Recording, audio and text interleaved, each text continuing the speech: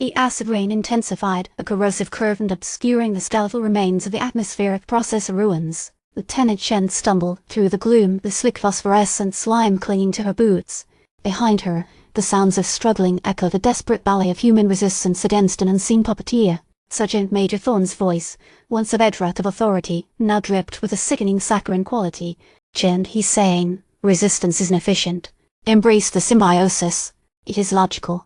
Chen spat, the equitaste burning her throat. Logical for Thorne. For the things that turned your brain into a cesspool? She risked a glance over her shoulder. Ray's lay slumped against the corroded console, his eyes vacant, a thin trickle of saliva pooling on his chin. Silva was wrestling with two other soldiers, their movements jerky, unnatural. The xeno's influence was insidious, twisting their minds, puppeting their bodies. She had to get out. She had to warn command, but the comms were still down. Her hand instinctively whipped to the neural disruptor strapped to her thigh. Useless. The xenos had somehow shielded themselves, and her attempts to scramble their psychic broadcasts had failed spectacularly. She's lost contact with everyone except Silva, who briefly managed to break free from their control to attack Thorne. She ducked beneath the collapse beam, the slime sizzling against her skin. Each step was a battle against a creeping sense of dread, a psychic weight pressing down on her thoughts. Images flooded her mind, alien landscapes, swirling geometries, faces both familiar and terrifyingly wrong. The xenos were probing her, testing her resistance. The phosphorescent forest beckoned, a dense wall of alien vegetation, offering a sliver of hope for escape. It wasn't safe. Nothing was safe, but staying here meant certain assimilation. With a desperate surge of willpower, she broke into a run, ignoring the searing pain in her ankle. Branches lashed at her face, the air thick with the smell of decay and something else, something subtly alluring. The xenos were in the forest too, she knew it. But perhaps, just perhaps, she could lose them in a maze of alien flora. She plunged deeper, the light fading to near darkness. Sounds echoed around her. Rustling leaves, clicking insects, the faint, rhythmic pulse emanating from the central plaza, the heart of the alien presence. She focused on the beat of her own heart, a desperate anchor in a sea of psychic intrusion. A voice, cold and clear, echoed in her mind. "Asterisk, you cannot escape, Lieutenant. Your resistance is amusing, but ultimately futile. Asterisk."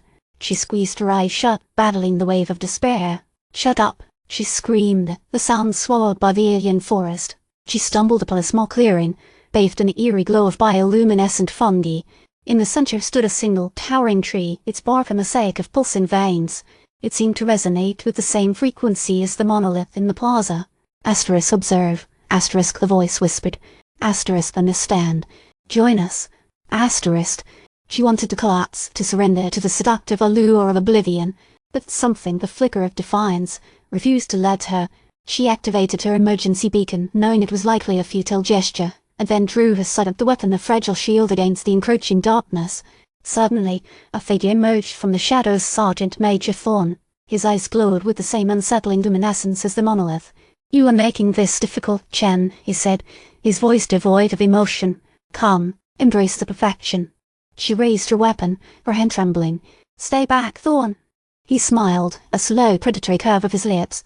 "Your struggle is touching, but inevitable." He lunged. She fired. The shot echoed through the forest, momentarily disrupting the psychic connection. Thorne staggered back, but recovered quickly. "Such violence," he murmured. "Unnecessary." More figures emerged from the shadows, the assimilated members of her squad, their movements fluid, unnatural. They surrounded her, forming a silent, menacing circle. She knew then that escape was impossible. Her duty was no longer to fight, but to delay. To buy time for someone, anyone, to discover what was happening here. As the xenos closed in, she transmitted a fragmented message to command, a desperate plea sent into the void. "This is Lieutenant Chen, atmospheric processor 7 xeno, assimilation severe, repeating xeno, assimilation, do not approach." The transmission cut off. The forest fell silent. Then, the darkness embraced her. Later, deep within the xeno network, a single, distorted fragment of Chen's transmission lingered. It was flagged as an anomaly, a potential threat. Asterisk, Lieutenant Chen, asterisk, a disembodied voice echoed. Asterisk, your resistance continues. It is interesting. Asterisk. A single, pulsating vein on the towering tree began to glow with an unfamiliar intensity. The xeno assimilation had begun, but the struggle for humanity's survival was far from over.